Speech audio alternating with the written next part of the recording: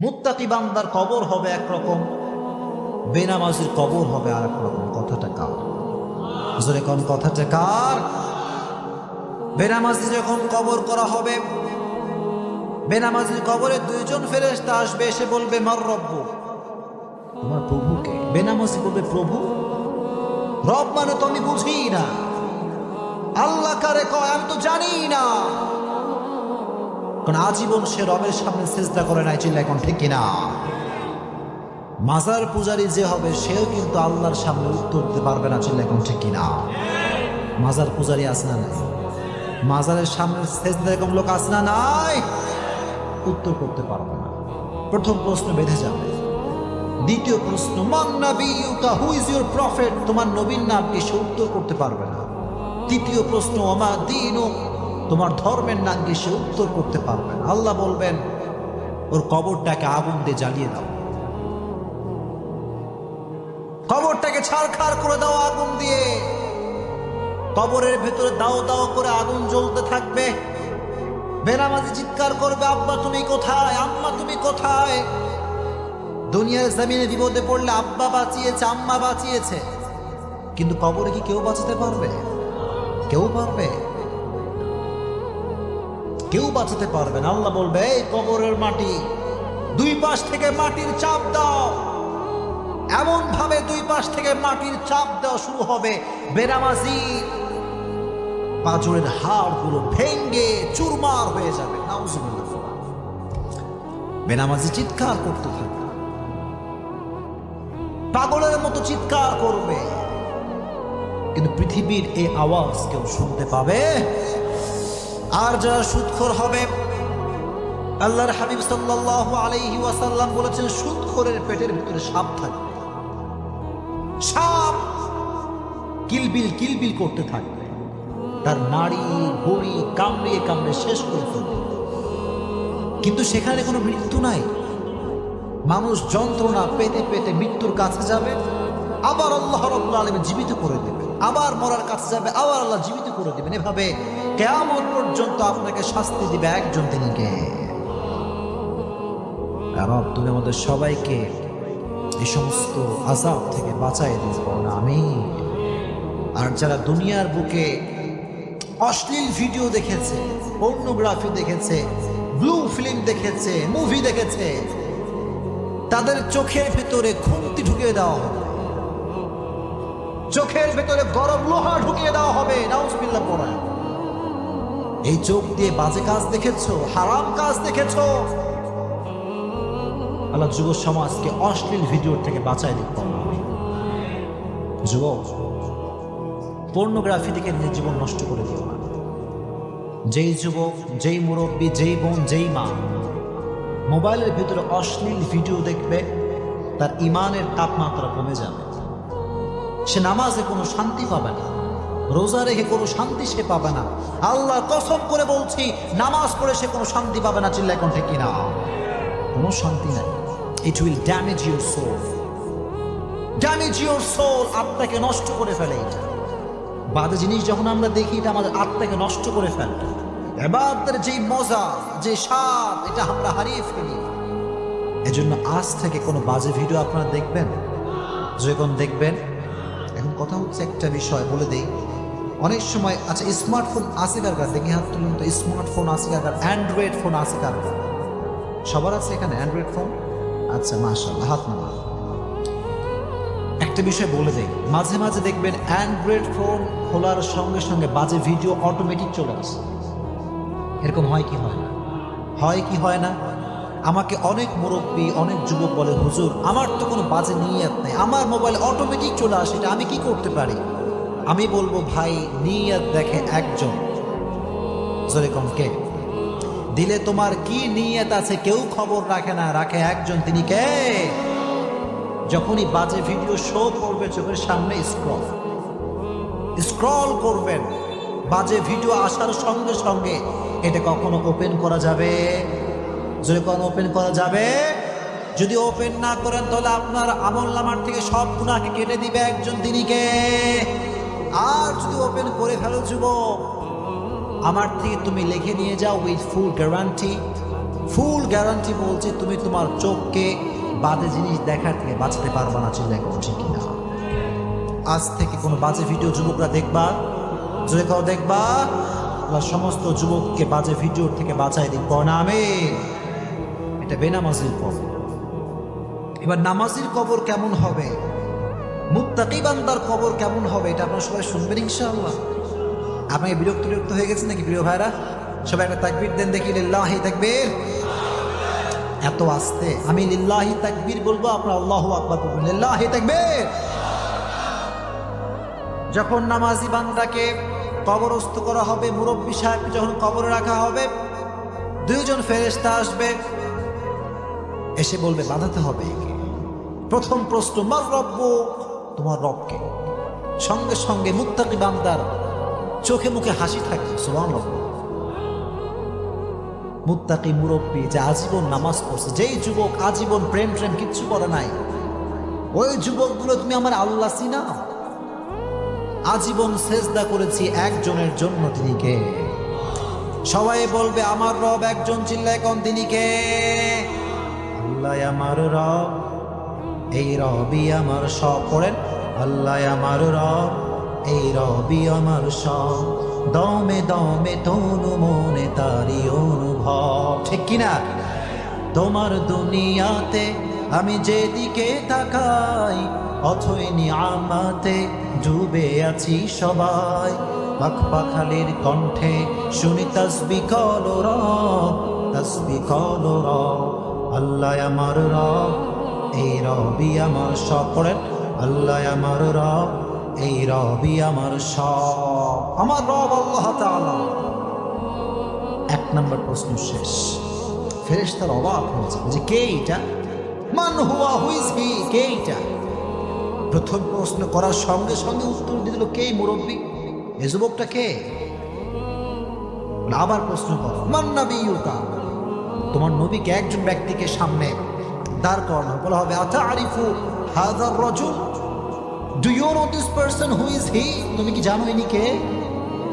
সবাই বলবে যারা মুত্তাকি, নামাজি মুরব্বী, পর্দাশীল মা বোন, সে বলবে উনি হচ্ছেন আমাদের প্রিয় নবী, বিশ্ব নবী মুহাম্মদ সাল্লাল্লাহু। এত আস্তে বললে যখন সাল্লাল্লাহু আলাইহি ওয়াসাল্লাম। তবে এই উত্তর সবাই করতে পারবে না,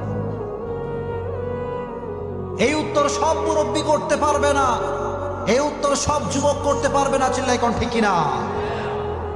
শুধুমাত্র নবীর সুন্নাহের আশিক দাবি করলেই হবে না, কাজে কর্মে নবীর সুন্নাহকে ফলো করার দরকার আছে না নাই? কিছু কিছু লোক দেখবেন নামাজ কালাম কিছু পড়ে না, কয় আমি নবীর টাটকা আশিক। কথা কোন ঠিক কিনা?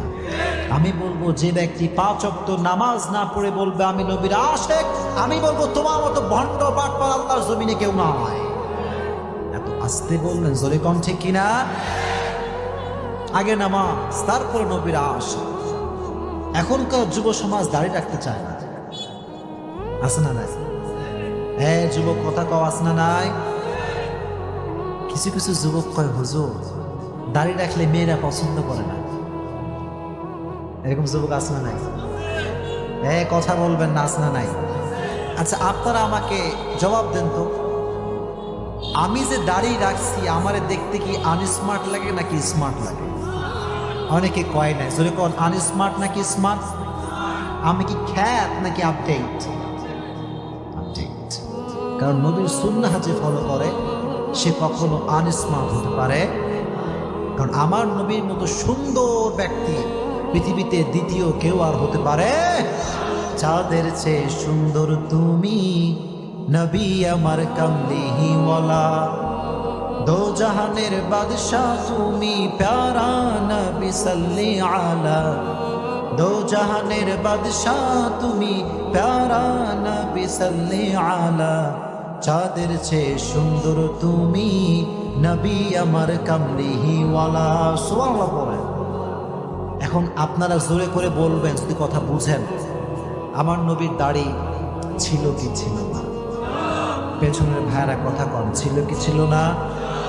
আমার নবীকে আনস্মার্ট নাকি স্মার্ট? আনস্মার্ট নাকি smart? He was the most smart personality in the world, as a father, as a teacher, as a lawyer, as a commander, as a husband, as a last messenger. Muhammad is the superman of the world. Subhanallah. বাবা হিসেবে, নেতা হিসেবে, সমাজ সংস্কারক হিসেবে গোটা বিশ্বের জন্য আমার নবীকে সুপারম্যান করে পাঠিয়েছে একজন, তিনি কে? হি ওয়াজ দ্য সুপারম্যান। এজন্য যুবক, তুমি অলওয়েজ মনে রাখবা, দাড়ি রেখে তোমাকে যদি কোনো মেয়ে পছন্দ না করে, আমি বলবো যুবক, ওই মেয়ে তোমার বউ হওয়ার যোগ্যতা রাখে না। দাড়ি রেখে তোমাকে যেই মেয়ে পছন্দ করতে চায় না, আল্লাহ কসম, ওই মেয়ে তোমার পরিবারের সদস্য হওয়ার যোগ্যতা রাখে না।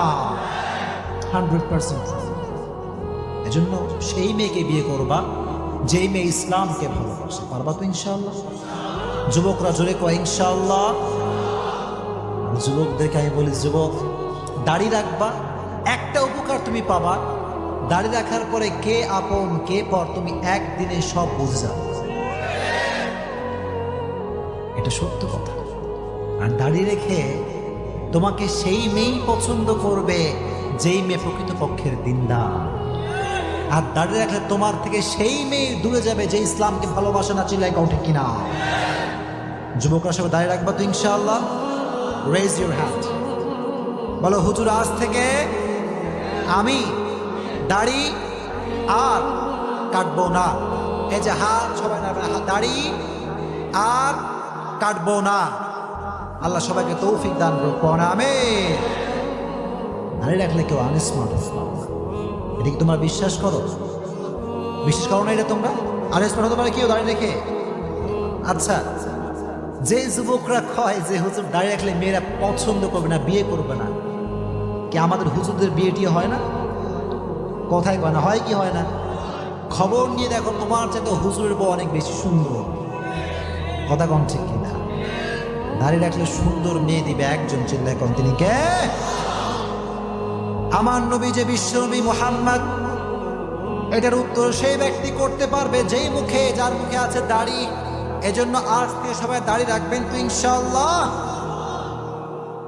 তবে মুরব্বী হয়ে দাড়ি রাখলেই কিন্তু চলবে না। যুবক বয়স দাড়ি রাখলে সওয়াব আছে না নাই?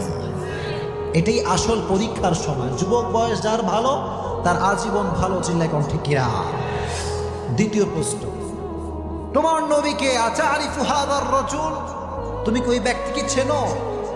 আমরা বলবো তিনি তো অন্য কোনো ব্যক্তি নন, তিনি হচ্ছেন আমাদের নবী, বিশ্ব নবী মুহাম্মদ সাল্লাল্লাহু আলাইহি ওয়াসাল্লাম। 2 নাম্বার প্রশ্ন শেষ। বাট 3 নাম্বার প্রশ্ন, ওয়ামা দীনুক, হোয়াট ইজ ইউর রিলিজিয়ন? তোমার ধর্মের নাম কি? আপনারা কোন দিকে ধর্মের নাম কি? যেরকম ধর্মের নাম কি? ইসলামকে ধর্ম হিসেবে পেয়ে আমরা খুশি না বেজার? যেরকম খুশি না বেজার? চিৎকার করে সকলে পড়েন আলহামদুলিল্লাহ। আর মুসলমান ঘরের সন্তান যে হবে, আল্লাহর কসম 31st নাইট সে পালন করতে পারবে না। মুসলমান ঘরের সন্তান যে হবে, সুদ ঘুষ সে খেতে পারবে না। চিল্লাই কোন ঠিক কিনা? এই জন্য মুসলমান ঘরের সন্তান যদি সুদ খায়, বুঝতে হবে সে নামে মুসলমান, কাজে কখনো সে মুসলমান হতে পারে না। এটাকে আপনার সবাই বিশ্বাস করেন? আমার একটা প্রোগ্রাম ছিল মনে হয় মালুম ঘাটে, কতদিন আগে, গত নভেম্বর মাসে, তাই না? মালুম ঘাটে। ওখানে আমি বলেছিলাম, সুদের টাকায় আপনি বাড়ি করতে পারেন, গাড়ি করতে পারেন, সব আপনি করতে পারবেন, কিন্তু সুখ আপনি কোথাও খুঁজে পাবেন না। আপনারা কি বিশ্বাস করেন এই কথা? ডুপ্লেক্স, ট্রিপ্লেক্স বাসা হতে পারে, টাইলসের বাসা হতে পারে, প্রিমিয় গাড়ি হতে পারে, এক্সিও গাড়ি হতে পারে, BMW হতে পারে, কিন্তু খবর নিয়ে দেখেন ওই ডুপ্লেক্স ট্রিপ্লেক্স বাসার মালিক কিন্তু ঘুমের ট্যাবলেট ছাড়া ঘুমাতে পারে না। ঘুমের ট্যাবলেট দরকার। যে রিক্সা চালক, টাকা নাই, পয়সা নাই, বিশাল বড় গাড়ি বাড়ি নাই, কিন্তু রিক্সা চালক যখন ঘুমায়, টায়ার পাংচার হলে যেই শব্দ হয়, তার চাইতে বেশি শব্দ তার নাকের টানে হয়। কারণ শান্তি আছে, শান্তি আছে। He has lot of piece of mind. মনের শান্তি দরকার আছে না নাই? আর যার ডুপ্লেক্স ট্রিপ্লেক্স বাসা, খবর নিয়ে দেখেন 10 জনের টাকা মাইরা এই বাসা করা হয়েছে। আল্লাহ যেন সুদ ঘুষ মানুষের টাকা মারার থেকে আমাদেরকে বাঁচায় দিক জোরে কন আমেন। এজন্য যুবক, ইনকাম যদি করতে চাও টু দা হালাল ওয়ে করবা। যুবকরা সবাই পারবা তো ইনশাআল্লাহ? ওমা দিনু, তোমার ধর্মের নাম কি? জোরে কোন ধর্মের নামটা কি? কিয়ামতের কঠিন ময়দানে হিন্দু ধর্ম আল্লাহর কাছে গ্রহণযোগ্য হবে, খ্রিস্টান ধর্ম হবে, বৌদ্ধ ধর্ম হবে। ইন্না দীনা ইনদাল্লাহিল ইসলাম। In the day of judgment, there is only one religion will be acceptable to your Lord, which is Islam. কিয়ামতের ময়দানে একটা ধর্মই আল্লাহর কাছে গ্রহণযোগ্য হবে। ধর্মের নামটা কি? এজন্য বাঁচি আর মরি আজীবন ইসলামের পক্ষে কথা বলেই মরবো ইনশাআল্লাহ। আপনারা কি ভয়টয় পান না? ভয়টয় পান? শোনেন, ইসলামের জন্য মরতে পারলে শহীদ, আর বেঁচে থাকলে আপনি গাজী হিসেবে বেঁচে থাকবেন। কথা বলছে কিনা? মরলেও লাভ, বাঁচলেও লাভ। সুবহানাল্লাহ। এজন্য মাঝে মাঝে খবর নেবেন যে কবর থেকে সুগন্ধি আসছে। এরকম হয় কি হয়? জোরে কোন হয় কি হয় না? মুআয ইবনে জাবাল রাদিয়াল্লাহু তাআলা আনহুর কবর, মাওলানা তারিক জামিল পাকিস্তানের একজন বিশাল বড় স্কলার। আমি শুনে অবাক হয়ে গেলাম। উনি একবার একটা বয়ানে বললেন যে আমি 2015 সালে গিয়েছিলাম সেই মুআয ইবনে জাবাল রাদিয়াল্লাহু তাআলা আনহুর কবরে। আগেই অগ্রিম পড়েন সুবহানাল্লাহ। কবরের সামনে যখন গেছি তো দেখলাম কবরের উপরে গিলাফ দেওয়া আছে, চাদর দেওয়া আছে, চাদর। মাওলানা তারিক জামিল বললেন, যখন আমি কবরের পাশে দাঁড়ালাম পুরো এলাকাটা সুগন্ধিযুক্ত হয়ে আছে। সুবহানাল্লাহ। এলাকাটা সুগন্ধিযুক্ত এলাকা, আতরের সেন্ট ফেল, আতরের সুগন্ধি কি এর চাইতে বেশি সুগন্ধি কবর থেকে আসে। সুবহানাল্লাহ। যদি পাকিস্তানের মানুষ, উনি বললেন क्या ये চাদর সে আ রহা হ্যায়, এটা কি চাদর থেকে আসছে? এলাকার সমস্ত মানুষ বললেন, হুজুর যতদিন থেকে আমরা এলাকায় আছি ততদিন পর্যন্ত আমরা প্রত্যেকটা দিন এই কবর থেকে সুঘ্রাণ পাই। সুবহানাল্লাহ।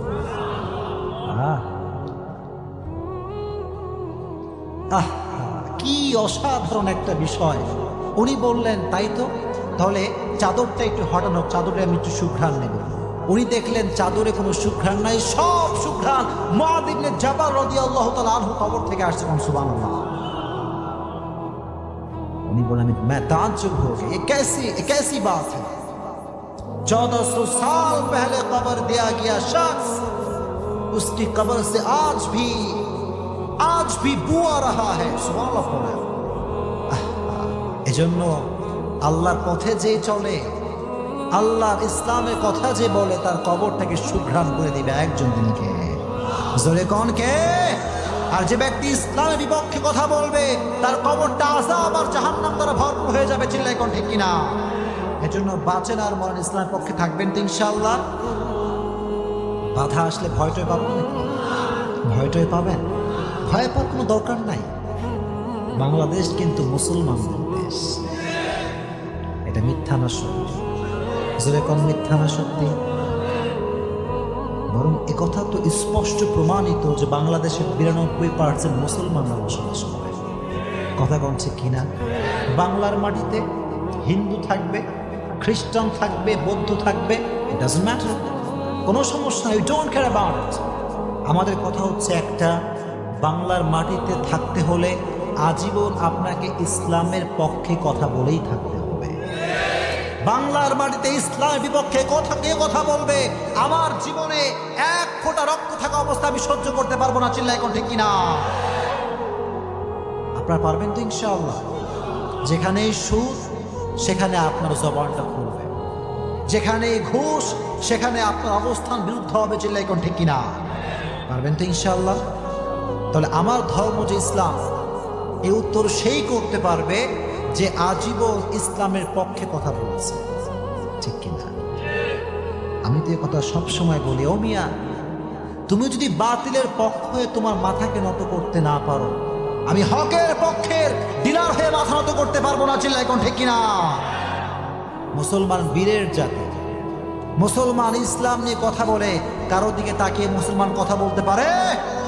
সে বলবে আমার ধর্মের নাম হচ্ছে ইসলাম। তিনটা প্রশ্ন শেষ। এবার ফেরেশতা বলবে কি ব্যাপার, কি ব্যাপার, তিনটা প্রশ্নের উত্তর করতে পারলো। এবার আর একটা এক্সট্রা প্রশ্ন করা হবে। সুবহানাল্লাহ। আজীবন শুনছেন তিনটা প্রশ্ন, কিন্তু আজকে শুনে রাখেন মুত্তাকি বান্দার কবরে প্রশ্ন হবে চারটা। জোরে কোন কয়টা? জোরে কোন কয়টা? 4 নাম্বার প্রশ্ন হচ্ছে ওয়ামা ইলমুক, what is your knowledge, what is the source of your knowledge man? তুমি যে বললা তোমার রব আল্লাহ, তোমার নবী প্রফেট মুহাম্মদ সাল্লাল্লাহু আলাইহি ওয়াসাল্লাম, তোমার ধর্ম যে ইসলাম, হাউ ইউ নো দ্যাট? কেমন করে তুমি জানো? আমরা বলবো আমরা কোনো নেতার থেকে শিখি নাই, আমরা শিখেছি একটা কিতাব থেকে। কিতাবটার নাম কি? এজন্য আজীবন কোরআনের কথাগুলো পড়বেন তো ইনশাআল্লাহ। যাদের স্মার্টফোন আছে সকলেই অ্যাটিস নিয়ে যান, স্মার্টফোনে সকলে কোরআনের তাফসীর ডাউনলোড করবেন ইনশাআল্লাহ। পড়েন সকলে স্মার্টফোনে 30 পারা কোরআন শরীফ রাখবেন, পারবেন তো ইনশাআল্লাহ।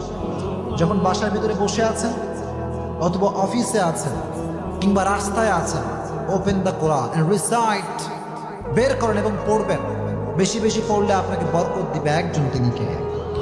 মুরব্বীদেরকে বলছি, স্পেশালি মুরব্বীদেরকে, চায়ের দোকানে বাজে আড্ডা না দিয়ে 3 বার সূরা ইখলাস পড়বেন, আপনার আমল নামায় 1 খতম কোরআন তেলাওয়াত সব অ্যাড হয়ে যাবে। যেরকম সুবহানাল্লাহ।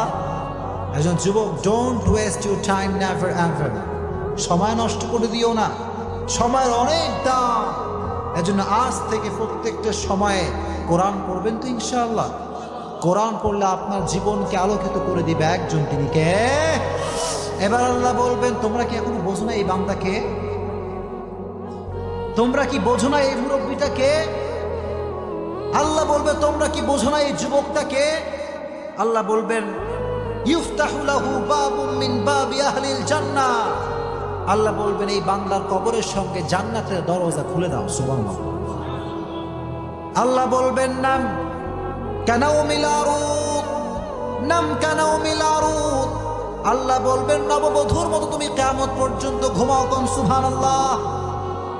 একজন নববধূ যেমন রাতের বেলা স্বামী এবং স্ত্রী ঘুমায়, কেউ ডাকে না, সারাটা রাত আরাম করে ঘুমায়, আল্লাহ বলবে তোমরাও ঘুমিয়ে যাও, যারা মুত্তাকি নামাজি তোমরা আজকে ঘুমিয়ে যাও, কিয়ামত পর্যন্ত কেউ তোমার ঘুমে ডিস্টার্ব করবে না।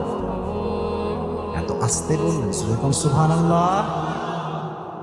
আমরা ঘুমাইলে মা ডাক দেয়, বাপ ডাক দেয়, কল আসে, অমুকে ডাকে, তমুকে ডাকে, ডিস্টার্ব আসে না নাই? আল্লাহ বলবে ঘুমাও, এই যুবক তুমি ঘুমাও, ও মা আপনি ঘুমাও, কিয়ামত পর্যন্ত কেউ আপনাকে ডিস্টার্ব করতে পারবে না। চিল্লায় এখন আল্লাহু আকবার।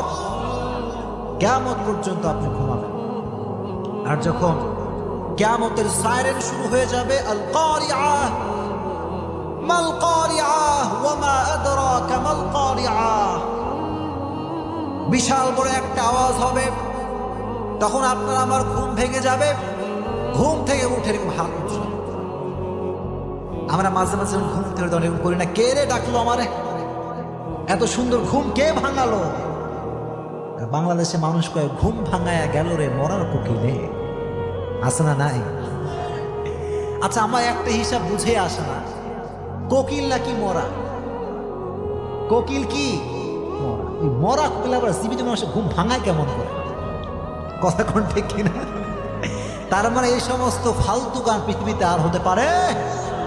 আল্লাহ বলবে হাদা মা ওয়াদার রহমান ওয়া সাদাকাল মুরসালুন। আল্লাহ বলবেন গোলাম এই দিন হচ্ছে সেই দিন যেই দিনের ওয়াদা করেছে একজন, তিনি কে? ওঠো, কিয়ামত কায়েম হয়ে গিয়েছে।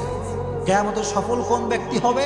ফাম্মা মান সাকুলাত মাওয়াজিনুহু ফাহুয়া ফি ঈশাতির রাদিয়াহ ওয়া আম্মা মান খাফাত মাওয়াজিনুহু ফাউম্মুহু হাওিয়া। আচ্ছা কোন জান্নাত পাওয়ার জন্য 100-র ভেতরে কয় নাম্বার পাওয়া লাগবে? মাশাআল্লাহ, একজন বলছে 51, আর বাদ বাকিরা কি কয়?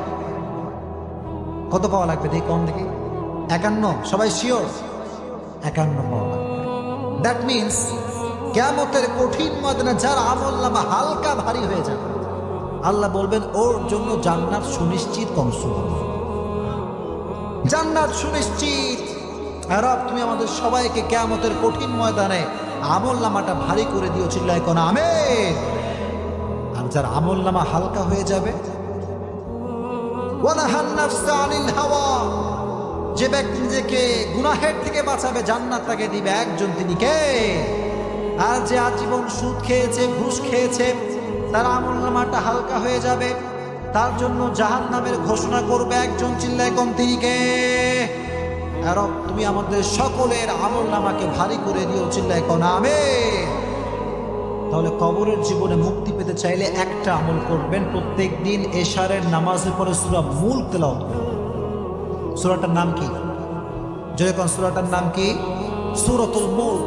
যুবক ভাইরা, মুরব্বীরা, মা বোনরা সবাইকে বলছি, এশারের নামাজের পরে বসে আপনি সূরা মুল্ক তেলাওয়াত করুন। আল্লাহর হাবিব বললেন, মানিয়াতুম মিন আযাবিল কবর, যে ব্যক্তি প্রত্যেক দিন সূরা মুল্ক তেলাওয়াত করবে আল্লাহ রাব্বুল আলামিন তার কবর থেকে সমস্ত আযাবকে মাফ করে দিবে। সুবহানাল্লাহ।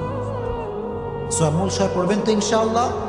আল্লাহ সবাইকে কবরের কঠিন আযাব থেকে বাঁচায় দিক, জোরে কোন আমিন।